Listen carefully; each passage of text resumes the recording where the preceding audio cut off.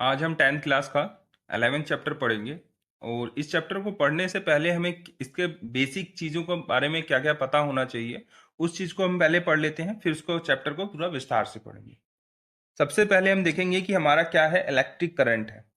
उससे भी पहले हम देखेंगे कि हमें करंट किसे कहते हैं। करंट किसे कहते हैं, जब when similar particles start moving in same direction with same speed the group of motion of a particle is known as a current.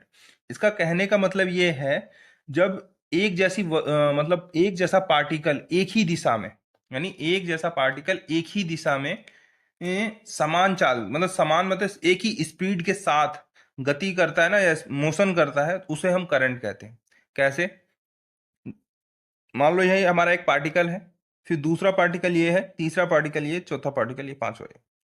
अब क्या करेगा, ये पार्टिकल यहां तक मूव करेगा, फिर इसके बाद यहां मूव करेगा, यहां मूव करेगा, यहां मूव, यहां से इसको मूव करने में कितना टाइम लगेगा? 1 सेकंड लगेगा। तो यहां भी इसको 1 सेकंड लगेगा, यहां भी इसको 1 सेकंड लगेगा, यहां भी इसको 1 सेकंड। इसमें हमने देखा सारे जो पार्टिकल हैं, सभी पार्टिकल हैं, वो एक के बाद मतलब सबको एक ही टाइम लग रहा है। मतलब यहां से यहां तक जाने में 1 सेकंड, इस वाले पार्टिकल को इधर से इधर जाने में 1 सेकंड, इधर इस वाले पार्टिकल को इधर से जाने में 1 सेकंड, इधर से ये वाले पार्टिकल को जाने में यहां तक 1 सेकंड।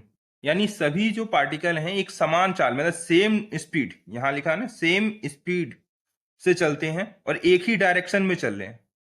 मतलब एक ही डायरेक्शन में और सेम स्पीड से जब भी कोई पार्टिकल चलता है, तो उसे हम करंट कहते हैं। अब ये पार्टिकल हमारा कोई सा भी हो सकता है। ये पार्टिकल हमारा एयर का हो सकता है, एयर यानी हवा का। अगर हवा का पार्टिकल इसी स्पीड से चलता है, तो हम उसे एयर करंट कह देंगे। मतलब एक, मान लो ये एयर का पार्टिकल है, फिर यहां से इस ये वाला पार्टिकल यहां तक जाने में 1 सेकंड लिया, फिर ये वाला पार्टिकल यहां से जाने में यहां तक 1 सेकंड लिया एयर का, फिर ये वाला पार्टिकल यहां से जाने में 1 सेकंड लिया, ये वाला पार्टिकल यहां से जाने में 1 सेकंड लिया। तो यानी ये एक ही स्पीड में जा रहा है, सारे पार्टिकल की स्पीड एक ही है। तो हम, और एक ही डायरेक्शन है, इस इधर ही जा रहा है, लेफ्ट टू राइट जा रहा है, तो यानी ये एयर करंट है। इसी प्रकार अगर ये वाटर का पार्टिकल होता, तो वाटर करंट कह देंगे। मिल्क का पार्टिकल होता तो मिल्क करंट करंट कह देंगे। ब्लड होता तो ब्लड करंट कह देंगे। इलेक्ट्रॉन है तो इलेक्ट्रिक करंट कह देंगे। मेन हमें समझना ही इलेक्ट्रिक करंट है, मगर हमें करंट का मेन मीनिंग समझना है, इसलिए मैंने आपको ये सब चीजें समझाया कि अब आपको कोई दिक्कत नहीं होगा। तो इलेक्ट्रिक करंट में कैसे फ्लो होगा, जब हमारा ये इलेक्ट्रॉन है, ये इलेक्ट्रॉन एक ये रहा, फिर दूसरा, ये तीसरा, चौथा एंड पांचवा, यही हमारे इलेक्ट्रॉन है। अब यहां से यहां तक इसको जाने में मान लो 1 मिली सेकेंड लगा, 1 मिली सेकेंड लग रहा है। यहां से जाने में एक इसको मिली सेकेंड, फिर यहाँ इस इलेक्ट्रॉन को इस इलेक्ट्रॉन तक जाने में 1 मिली सेकेंड, इस इलेक्ट्रॉन को इस इलेक्ट्रॉन तक जाने में 1 मिली सेकेंड, और इस इलेक्ट्रॉन को इस इलेक्ट्रॉन तक जाने में 1 मिली सेकेंड लग रहा है। यानी जो इसकी जो स्पीड है वो सेम है, और दूसरी बात एक ही डायरेक्शन में है। अब हम डायरेक्ट चैप्टर स्टार्ट करते हैं। चैप्टर में सबसे पहले की जो डेफिनेशन है वो हमें पता होना चाहिए, इलेक्ट्रिक करंट की डेफिनेशन क्या है। तो इलेक्ट्रिक करंट की डेफिनेशन क्या है, इलेक्ट्रिक करंट ये CURRENT है। तो electric current is the amount of charge flow through a particular area, मतलब चार्ज हम फ्लो होना है पर्टिकुलर एरिया, एक एरिया से एक यूनिट टाइम में। यूनिट टाइम में एक कोई भी एक टाइम होगा, एक परफेक्ट टाइम होगा, उस टाइम में जितना भी चार्ज फ्लो करेगा वो हमारा इलेक्ट्रिक करंट होगा। अच्छा, हमें ये भी पता है एक इलेक्ट्रॉन पे कितना चार्ज होता है हमारा। एक इलेक्ट्रॉन पर हमारा चार्ज क्या होता है, 1.6 इंटू 10⁻⁻19 कूलम, ये चार्ज होते हैं। यानी हमारे पास जो एक वायर है, मान लीजिए हमने एक वायर ली, यहाँ पे हमारा एक इलेक्ट्रॉन है, यहाँ पे भी है, यहाँ पे भी है। 1 सेकंड के अंदर, 1 सेकंड के अंदर ये वाला जो इलेक्ट्रॉन है इस वायर से यहाँ पास कर जाता है, यहाँ तक, यानी इसकी स्पीड ये है। तो अब जितने भी इसमें चार्ज है, हर इलेक्ट्रॉन पे कितना चार्ज है हमारा, 1.6 इंटू 10⁻⁻19 कूलम, यानी इतना चार्ज है। इसको इससे मल्टीप्लाई कर देंगे और 1 सेकंड का कर देंगे अपॉन में। कैसे? कितने इलेक्ट्रॉन है यहाँ पे? 1 2 3 4 5 7 8 9 9 है, 9 है। वो एक तो बाहर चला गया, यानी इतनी दूरी में हमारे पास कितने इलेक्ट्रॉन है? 9 इलेक्ट्रॉन है। और टाइम कितना लगा? 1 सेकेंड लगा। तो हम इसको एक तरह से इस तरीके से लिख सकते हैं। अब आपको याद आ गया होगा, एक हमारा फार्मूला होता था, speed equal to distance upon में time. Speed equal to distance upon में टाइम। हिंदी वाले बच्चे कैसे याद करते थे? चाल इक्वल टू दूरी बटा समय, जैसे भी आपको याद हो। Speed equal to distance upon time. अब इसने क्या करा, एक डिस्टेंस कवर करी यहाँ से यहाँ तक की, वही है। अब इसमें डिस्टेंस में क्या लिख दिया हमने? उसने कितनी डिस्टेंस करी? यहाँ से 9 इलेक्ट्रॉन तक की डिस्टेंस करी, दूरी करी, यानी ये कर दिया। अब अपॉन में टाइम हो गया। ये स्पीड क्या हो गया हमारा? करंट हो गया। क्या हो गया? करंट, आई लिखेंगे। डिस्टेंस को हम कितना लिखेंगे? ये चार्ज हो गया, डिस्टेंस हमारा हो गया, चार्ज हो गया, 9 इलेक्ट्रॉन के जो चार्ज होंगे इंटू 1। इलेक्ट्रॉन को कैसे लिखेंगे? इलेक्ट्रॉन को इसको 9 इंटू 1.6 इंटू 10 के पावर माइनस 19, 10 के पावर माइनस 19 कर देंगे, ये हो गया। और टाइम को हमारा जो टाइम है, ठीक। अब पर्टिकुलर एरिया ही था, पर्टिकुलर एरिया कितना था? 1 था। इस हमने जो तार रखा था उसके अंदर सिर्फ एक ही इलेक्ट्रॉन पास हो सकता था, ये हमारा पर्टिकुलर एरिया था। तो यानी हम इसको दूसरी भाषा में कैसे लिख सकते हैं? आई क्या हुआ? हमारा करंट हुआ। और जो चार्ज होता है, हम चार्ज को क्या लिखते हैं? क्यू लिखते हैं। क्या लिखते हैं? क्यू, यानी यहाँ पे जो लिखा है क्यू लिखा। और टी क्या है हमारा? टाइम। मेन फार्मूला हमारा ये है। ये बना कैसे formula?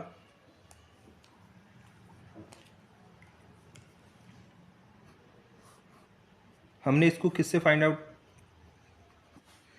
Speed equal to distance upon में टाइम। यहाँ तक समझ में आया तो ठीक है, नहीं तो मैं इसको दूसरे तरीके से समझाता हूँ आपको। मान लो ये हमारे पास एक पाइप है। अब पाइप है तो इसके अंदर हम क्या करेंगे? वाटर को फ्लो करेंगे, वाटर को फ्लो करेंगे और यहाँ से वाटर निकलेगा। अब इसमें देखेंगे हम कि हमारे पास एक एरिया भी दिया हुआ है, यानी इसका एक एरिया है, यानी एक क्या हो जाएगा? सर्कल है, पाई आर स्क्वायर है ना एरिया। ये पाइप है हमारी, इसमें ये एक एरिया दिया हुआ। इसमें से हम क्या करेंगे? वाटर को फ्लो कराएंगे, यानी क्या होगा? वाटर के मॉलिक्यूल फ्लो करेंगे और 1 सेकंड में जितने भी फ्लो करेंगे वाटर के मॉलिक्यूल, वो वाटर की स्पीड हो जाएगी। इसी प्रकार से अगर हम इसके अंदर इलेक्ट्रॉन को फ्लो कराएंगे, अगर इसके अंदर हम इलेक्ट्रॉन को फ्लो कराते एक पर्टिकुलर एरिया, ये हमारा एक क्या हो गया? जो हमने डेफिनेशन लिखी है वही समझा रहा हूँ मैं आपको। एक पर्टिकुलर एरिया, यानी हमारा एक जो पर्टिकुलर एरिया है, इसके अंदर से हम क्या करा रहे हैं? चार्ज को फ्लो करा रहे हैं। एक टाइम में, मतलब 1 सेकंड में, 1 घंटे में, 1 मिनट में, ये हमारा एक यूनिट टाइम है, ये भी फिक्स नहीं है। हमें बस अभी ये समझना है कि करंट किसे कहते हैं। तो करंट किसे कहते हैं? जब हमारा एक चार्ज फ्लो करेगा इसके अंदर से, इस पाइप में से, यहाँ से फ्लो करेगा और यहाँ से निकल जाएगा। कब निकलेगा? एक यूनिट टाइम। यूनिट टाइम क्या हो सकता है? हमारा 1 सेकंड हो सकता है। अभी हम 1 सेकंड को ही समझते हैं। तो जितना ज़्यादा इलेक्ट्रॉन फ्लो करेगा 1 सेकंड के अंदर, उतना ही ज़्यादा हमारा करंट होगा। यानी इलेक्ट्रॉन अगर ज़्यादा फ्लो करेगा, ये अगर बढ़ेगा तो करंट भी हमारा बढ़ेगा 1 सेकंड में। अगर हमारा टाइम ज़्यादा ले और इलेक्ट्रॉन कम फ्लो करे तो करंट कम फ्लो करेगा। यानी जैसे ही टी बढ़ेगा, यानी टाइम बढ़ेगा, तो क्या होगा? मैं यहाँ समझा देता हूँ। मान लो हमारा 1 मिलियन चार्ज 1 सेकंड में फ्लो करता है, तब हमारा करंट क्या होगा? ये रहेगा, ठीक। अब क्या करते हैं हम? चार्ज को 2 मिलियन कर देते हैं और 1 ही सेकंड में, यानी 1 सेकंड में 2 मिलियन इलेक्ट्रॉन के चार्ज फ्लो कर गए, तब करंट क्या हुआ? इसके कंपैरिजन में देखेंगे तो डबल हो गया। यानी क्या हुआ? हमारा करंट बढ़ गया। करंट क्यों बढ़ा? क्योंकि चार्ज बढ़ा, ठीक है। यानी करंट बढ़ा तो चार्ज बढ़ा, यानी चार्ज बढ़ा तो करंट बढ़ा, जब टाइम फिक्स था। मतलब टाइम क्या था? सेकंड में था। अगर इसी के अंदर मैं पहली कंडीशन में हमने क्या करा, हमने चार्ज को ज़्यादा बढ़ा दिया और तो क्या हुआ, करंट फ्लो कर गया 1 ही सेकंड के अंदर। मान लो यही है हमारे पास। अब इसके अंदर हमने क्या करा, टाइम को बढ़ा दिया। टाइम कितना बढ़ा दिया, 2 सेकंड कर दिया। तो अब हम देखेंगे कि पहले के कंपैरिजन में हमारे पास क्या आया,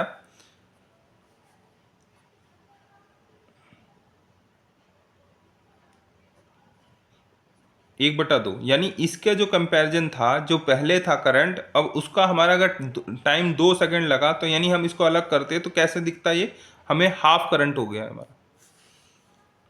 समझ में आया?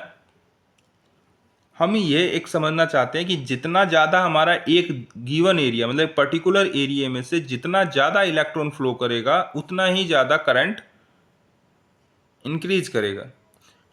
और इलेक्ट्रॉन क्यों फ्लो करेगा, अभी तो हम चार्ज की बात कर रहे हैं, मगर इलेक्ट्रॉन पर ही चार्ज होता है, इसलिए हम इलेक्ट्रॉन की बात कर रहे हैं। इलेक्ट्रॉन पे कितना चार्ज होता है, इलेक्ट्रॉन पे चार्ज होता है 1.6 इंटू 10⁻⁻19 कूलम।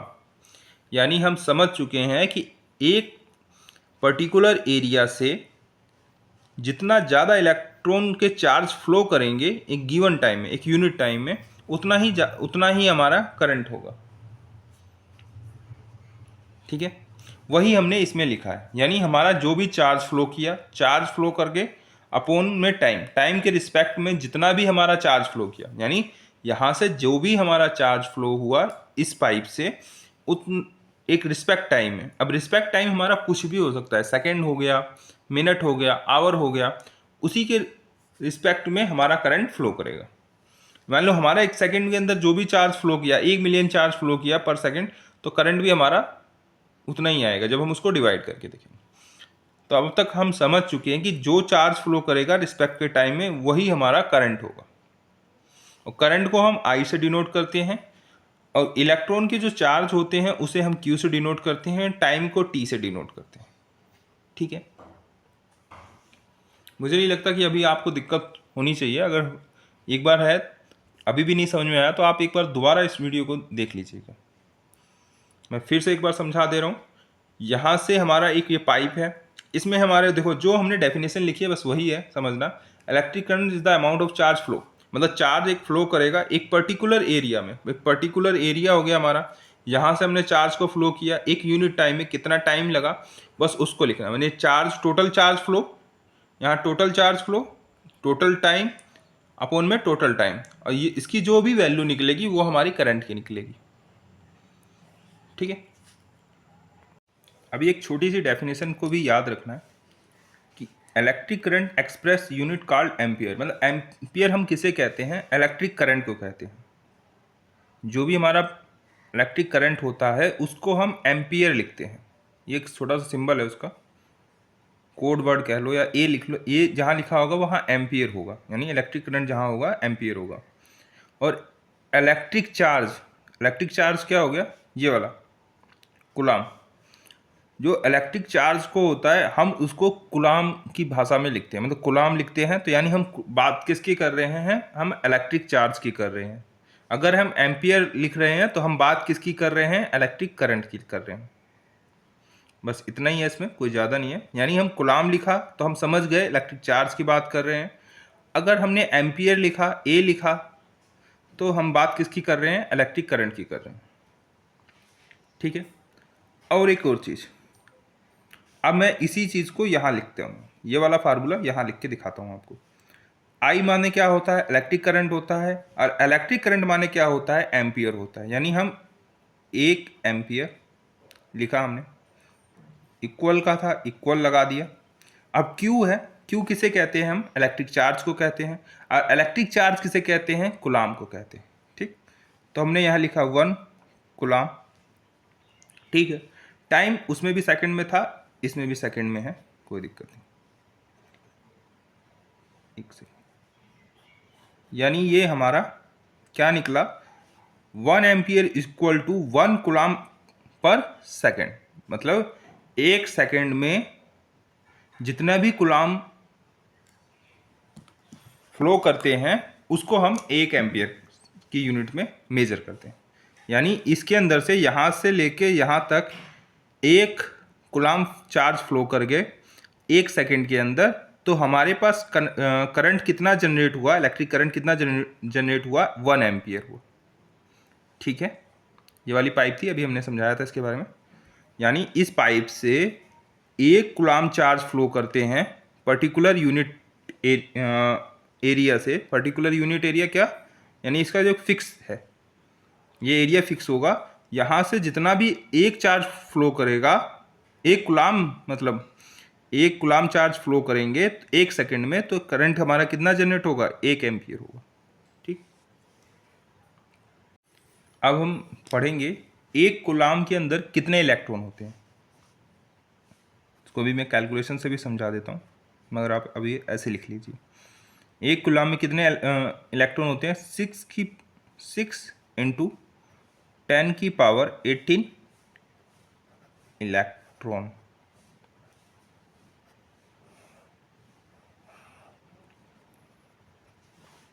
यानी 1 सेकंड में, यानी 1 सेकंड में इस पाइप से कितने इलेक्ट्रॉन फ्लो कर जाएंगे, 6 की पावर 10, 6 इंटू 10 की पावर 18 इलेक्ट्रॉन फ्लो कर जाएंगे 1 सेकंड में।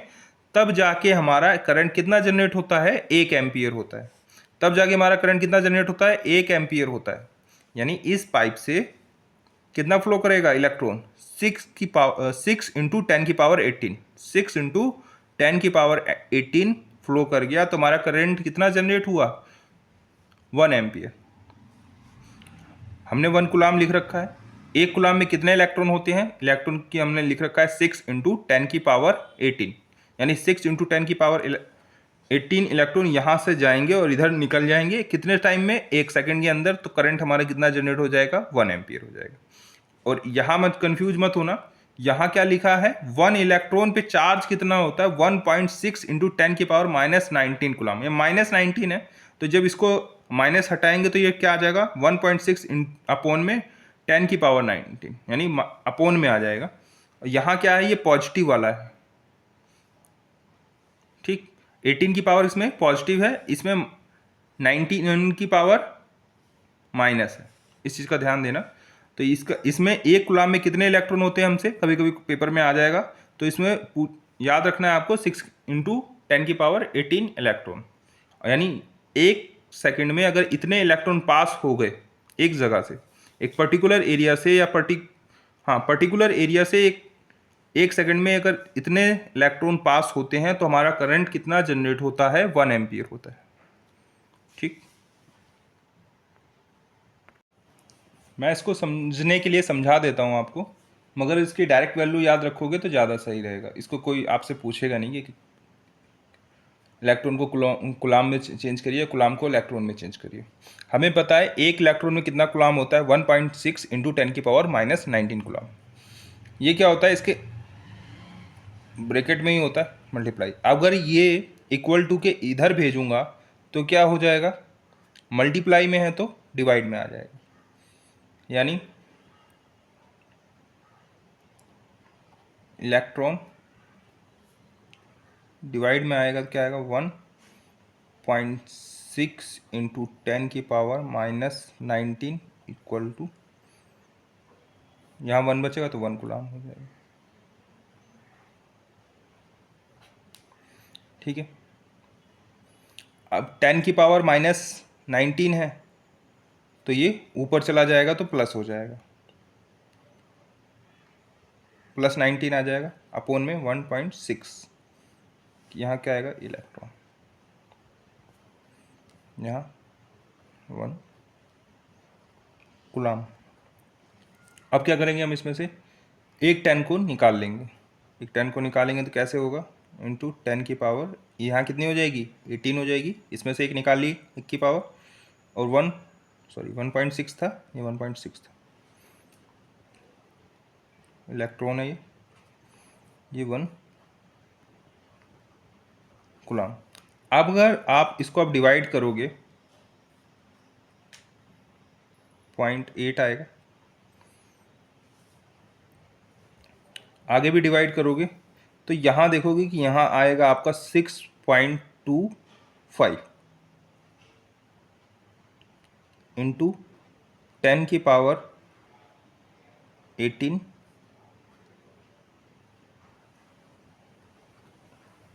Coulomb electron. यानी हम इसको ऐसे लिख सकते हैं 1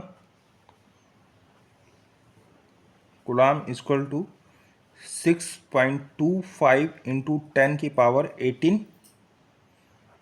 इलेक्ट्रॉन।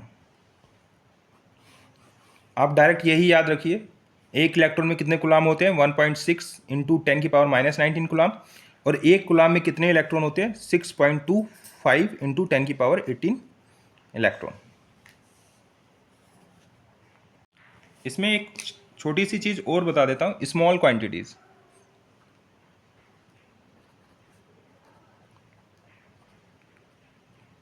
मतलब करंट कम से कम कितना हो सकता है, एक तो हो सकता है हमारा एम्पियर होता है। अगर एम्पियर को भी हमें कम करना हो तो एक मिली एम्पियर होगा, MA। मिली एम्पियर को कैसे लिखते हैं, 1000 से डिवाइड कर देंगे। इसको हम ऐसे भी लिख सकते हैं,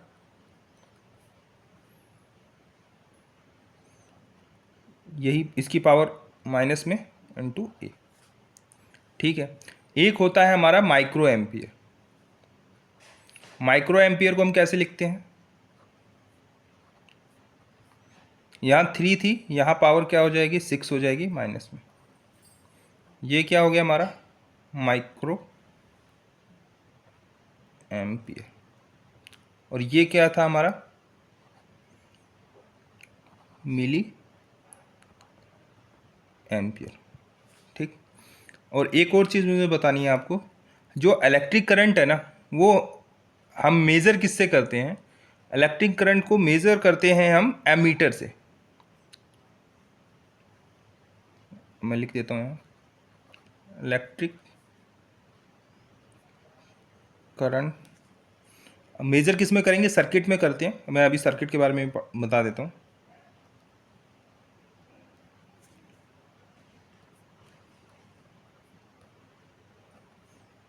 सर्किट मतलब electric current measure in A circuit किस में करते हैं, किससे करते हैं, बाय आ मीटर।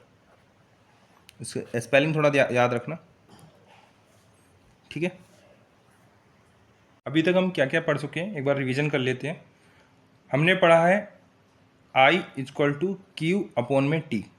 ये क्या होता है, ये होता है charge flow particular area, charge flow particular area upon में टाइम। मतलब एक पर्टिकुलर एरिया से जितना भी चार्ज फ्लो करेगा एक टाइम के अंदर, यूनिट टाइम में, वो हमारा क्या होगा, करंट होगा। और दूसरा हमने क्या पढ़ा था, एम्पियर पढ़ा था। करंट को ही हम एम्पियर कहते हैं। चार्ज फ्लो को चार्ज क्या किस में होता है, कूलाम में होता है। 1 कूलाम हो गया, और टाइम क्या हो गया 1 सेकेंड हो गया। यानी 1 एम्पियर बराबर कितना होता है, 1 कूलाम पर सेकेंड होता है। दूसरा हमने क्या पढ़ा है इसके अंदर, एक इलेक्ट्रॉन में कितना कूलाम होता है, 1.6 इंटू 10 की पावर -19 कूलाम होता है।